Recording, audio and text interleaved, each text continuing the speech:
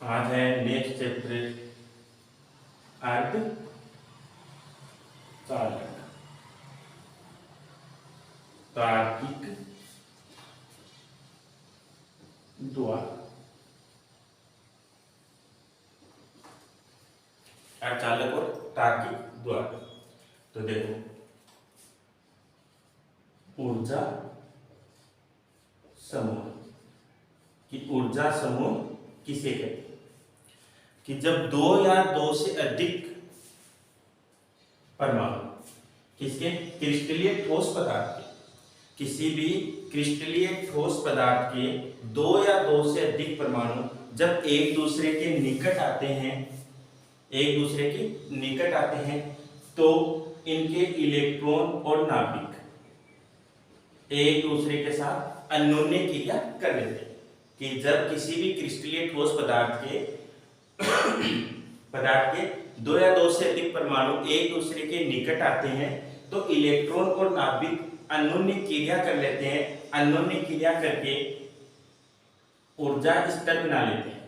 ऊर्जा स्तर, इन परमाणुओं की जो ऊर्जा स्तर है वो कई भागों में विभक्त हो जाते हैं।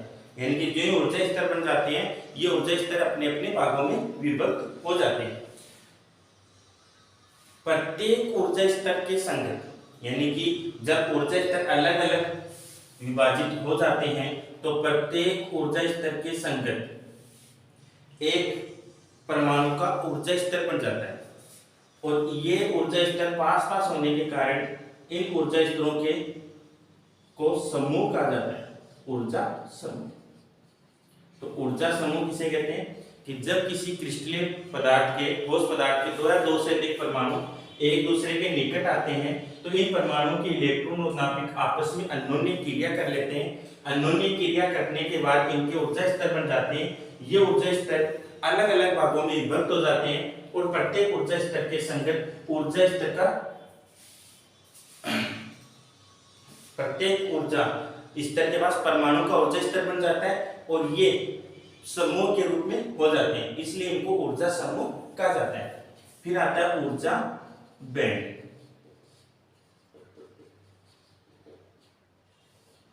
ऊर्जा बैंड यानी कि क्रिस्टलीय पदार्थ के जब दो या दो से अधिक परमाणु एक दूसरे के साथ क्रिया करते हैं तो इन परमाणुओं को यदि n परमाणु मान लिया जाए, कौन सा n परमाणु मान लिया जाए, तो ये n परमाणु एक दूसरे से अन्योन्य क्रिया कर लेते हैं। अन्योन्य क्रिया करके वही ऊर्जा स्तर बनाते हैं और प्रत्येक परमाणु ऊर्जा स्तर के स्थान पर n परमाणु का ऊर्जा स्तर बन जाता है। और ये n परमाणु के ऊर्जा स्तर सतत होते हैं, लगातार होते हैं और लगातार होने के कारण इनको ऊर्जा बैंड कहा जाता है। क्या कहते हैं? ऊर्जा बैंड। अब बैंड है वो भी दो प्रकार के होते हैं। पहला संयोजकता बैंड। संयोजकता बैंड यानी किसी भी इलेक्ट्रॉन की संयोजकता उसके ऊर्जा स्तर में समाविष्ट होती है। किसी भी इलेक्ट्रॉन की संयोजकता उसके ऊर्जा स्तर में समाविष्ट होती है, उसको संयोजकता बैंड कहते हैं। फिर आता है चालन बैंड। चालन बैंड है वो संयोजकता बैंड के ठीक नीचे वाला, ऊपर वाला, ठीक ऊपर वाला, यानी संयोजकता बैंड के ठीक ऊपर वाले बैंड को चालन बैंड कहा जाता है। तो संयोजकता बैंड किसे कहते हैं? इलेक्ट्रॉन की संयोजकता उसके ऊर्जा स्तर में समाविष्ट होती है, उसको संयोजकता बैंड कहते हैं। और चालन बैंड की संयोजकता बैंड के ऊपर जो बैंड पाया जाता है उसको चालन बैंड कहते हैं। फिर आता है वर्जित ऊर्जा अंतराल, जिसको डेल्टा ई जी से डिनोट करते हैं। कि वर्जित ऊर्जा अंतराल क्या होती है? संयोजकता बैंड और चालन बैंड के बीच में जो अंतर होता है, जो गैप होता है, उसको बोलते हैं वर्जित ऊर्जा अंतराल। यानी कि संयोजकता बैंड और चालन बैंड के ठीक बीच के अंतर को वर्जित ऊर्जा अंतराल कहते हैं। फिर आता है चालकता के आधार पर, चालकता के आधार पर पदार्थों का वर्गीकरण कि चालकता के आधार पर पदार्थ कितने प्रकार के होते हैं। 3 प्रकार के होते हैं, 3 प्रकार के। पहला आता है धातु, जिसको बोला जाता है चालक, धातु या चालक। तो धातु या चालक होते हैं जिनकी प्रतिरोधकता बहुत ही कम तथा चालकता अधिक होती है। प्रतिरोधकता कम और चालकता अधिक होती है, उसको धातु या चालक कहते हैं। तो प्रतिरोधकता का मान होता है 10 की घात -2 से 10 की घात -6 ओम इंटू मीटर, और चालकता का मान होता है 10 की घात 2 से 10 की घात 6 एस मीटर इनवर्स।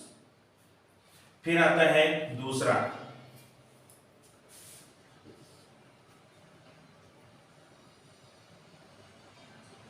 धातु, यानी जिसको विद्युत रोधी बोला जाता है, और विद्युत रोधी मतलब कुचालक, कुचालक। तो धातु विद्युत रोधी या कुचालक कि धातु विद्युत रोधी या कुचालक किसे कहते हैं। ठीक इसका उल्टा, यानी कि जिसकी प्रतिरोधकता तो अधिक होती है और चालकता कम होती है, उसको धातु या कुचालक या विद्युत रोधी कहते हैं। तो मान 10 की घात 11 से 10 की घात 11 से 17 या 19 ओम मीटर, और चालकता कम होती है -11 से -19। तो धातु विद्युत रोधी या कुचालक किसे कहते हैं, जिनकी प्रतिरोधकता तो बहुत अधिक होती है लेकिन चालकता बहुत ही कम होती है, उसको धातु विद्युत रोधी या कुचालक कहते हैं। फिर तीसरी आती है अर्धचालक। अर्धचालक, अर्धचालक मतलब जिनकी प्रतिरोधकता और चालकता दोनों ही कुचालक और चालक के मध्य की होती है। तो प्रतिरोधकता 10 की घात -5 से 10 की घात 6 ओम इंटू मीटर, और चालकता 10 की घात 5 से 10 की घात -6 एस मीटर इनवर्स होती है। तो अर्धचालक की प्रतिरोधकता और चालकता कुचालक और चालक के मध्य की होती है। फिर आते हैं अर्धचालकों के प्रकार। अर्धचालकों के प्रकार कि अर्धचालक कितने प्रकार के होते हैं, जिसमें पहला आता है तात्विक अर्धचालक। अब तात्विक अर्धचालक के उदाहरण यानी तत्व, तो सिलिकॉन और जर्मेनियम, सिलिकॉन और जर्मेनियम। दूसरा आता है यौगिक अर्धचालक। अब यौगिक अर्धचालक भी 3 प्रकार के होते हैं, जिसमें पहला अकार्बनिक यौगिक अर्धचालक यानी अकार्बनिक। अकार्बनिक में उदाहरण आते हैं CDS, GaAs, CdSe और INP। दूसरा आता है कार्बनिक, ये तो अकार्बनिक था, दूसरा कार्बनिक।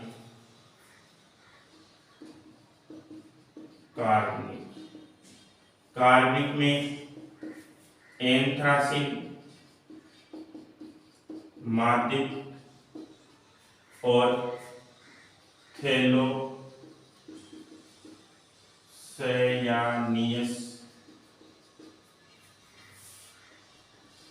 तो कार्बनिक में कौन आता है, एंथ्रासिन, मादिक और थैलोसैयानियस। तीसरा आता है कार्बनिक बहुलक। कार्बनिक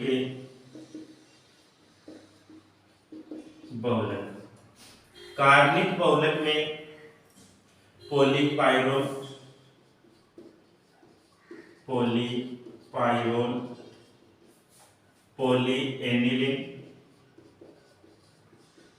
एनिलीन और पॉलीथायोपीन। तो अर्धचालक प्रकार दो थे, तात्विक और यौगिक। तात्विक में सिलिकॉन, जर्मेनियम। यौगिक भी तीन प्रकार के होते हैं, अकार्बनिक। अकार्बनिक में CdS है, GaAs है, InP है और CdSe है। कार्बनिक में एंथ्रासीन है, मार्दित यानी डोप्ड है, थैलोसियानिस है। कार्बनिक बहुलक में पॉलीपाइरोल है, पॉलीएनिलीन है और पॉलीथायोपीन है। फिर अगला टॉपिक आता है ऊर्जा बैंड सिद्धांत के आधार पर पदार्थों का वर्गीकरण। वही है तीन, चालक,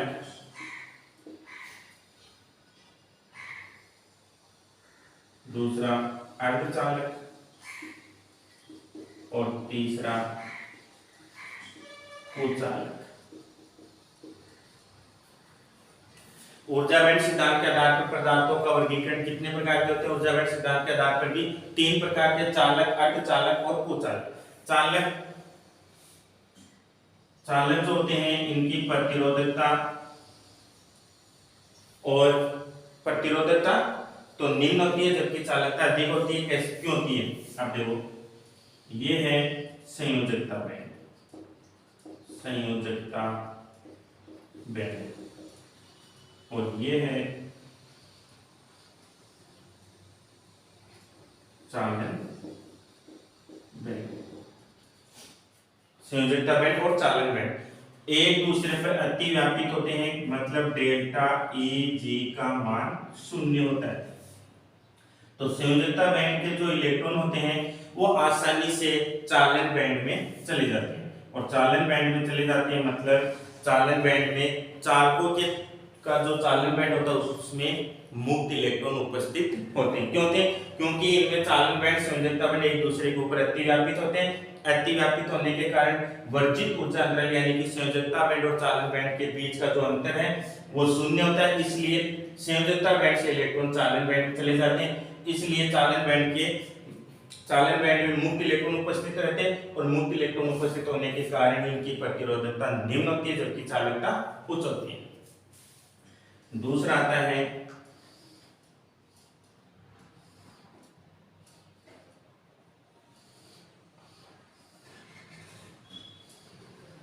अर्धचालक। तो ये तो इनका संयोजकता बैंड है,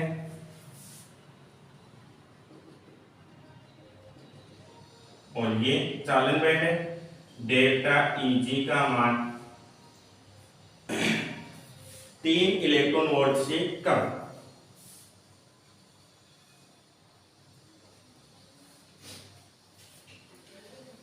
अर्धचालकों के अंदर वर्जित ऊर्जा अंतराल यानी संयोजकता बैंड और चालन बैंड के मध्य का जो अंतर है वो 3 इलेक्ट्रॉन वोल्ट से कम होता है। कम होने के कारण जब इनको ताप दिया जाता है तो कमरे के ताप पर यानी ताप दिया जाता है तो संयोजकता बैंड के कुछ इलेक्ट्रॉन वो चालन बैंड में चले जाते हैं, और चालन बैंड में चले जाते हैं तो ये कुछ इलेक्ट्रॉन चले जाते हैं, इसलिए इनको अर्धचालक कहा जाता है। और तीसरा आता है कुचालक।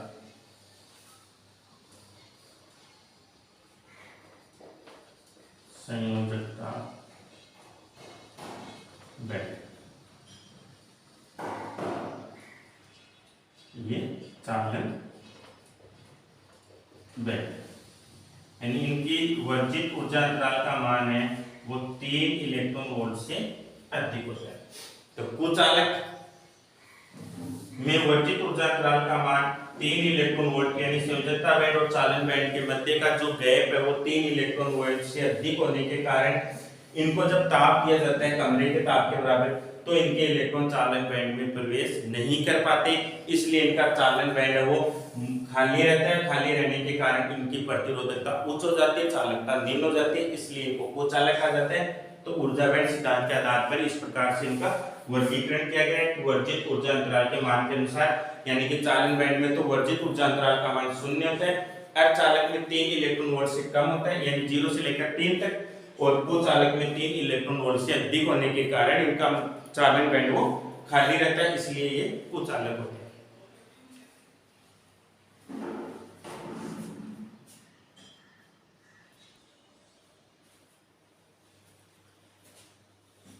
फिर आता है अर्धचालकों के प्रकार कि अर्धचालक वो दो प्रकार के होते हैं, नेज अर्धचालक और बाह्य अपध्रुवी अर्धचालक। बाह्य अपध्रुवी अर्धचालक भी दो प्रकार के होते हैं, एन टाइप और पी टाइप। तो पहले पढ़ेंगे नेज अर्धचालक। नेज अर्धचालक है वो शुद्ध रूप में होते हैं, यानी अशुद्धि रहित होते हैं, अशुद्धि रहित। तो जो पदार्थ अशुद्धि रहित होते हैं, शुद्ध अवस्था में होते हैं, उनको नेज अर्धचालक कहा जाता है।